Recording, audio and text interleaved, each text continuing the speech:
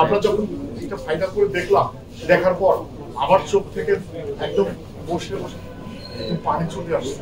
আমি নিজে অভিনয় করছি, নিজে দেখেই পানি চলে আসছে। আমার ভাগ্যের অভিনয় দেখে, আমার ভাগ্যের অভিনয় দেখে আসলেই সাজ্জাদকে মনে হয়েছে ও আলী মানে হচ্ছে ও প্রতিবন্ধী আলী, আমার ভাগ্য। আর রষ্টি তো আছি, আমি আসলে মূলত এই জার্নিটাকে ঘুরিয়ে দিই। এখানে মূল ক্যারেক্টার অনেক ই আছে, যেটা ঘাত প্রতিঘাত পেরিয়ে এই সিনেমাটা তৈরি করছি। একসাথে ছিলাম, সবাই একই অনেক কাজ করেছি। আমাদের মাইক্রোফোন দেন তো,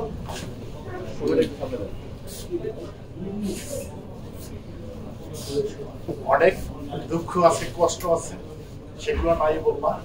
তবে এই সিনেমাটা আপনারা দেখছেন এবং আমার ভাগ্যের যে প্রতিবন্ধী আর আমার ভাগ্যের দুজনের যে জার্নিটা, এখনো আমার কান্না আসে। আমার এই সিনেমার রোল হচ্ছে কান্নারই। আসলে আমি ঘুরে দেই, আমি দোষী, আমি দায়।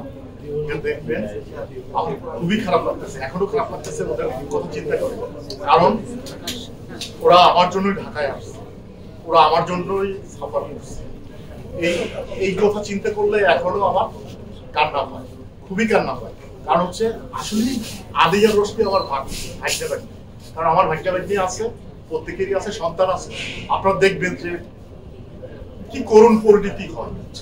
একজন বাক প্রতিবন্ধী কিভাবে প্রতিবাদী হয়ে ওঠে, একটা বোনকে কিভাবে আগলাইয়ে রাখে, ভাই বোন কিভাবে ই করে, এটা আপনারা দেখলে হলে যাবেন, দেখবেন।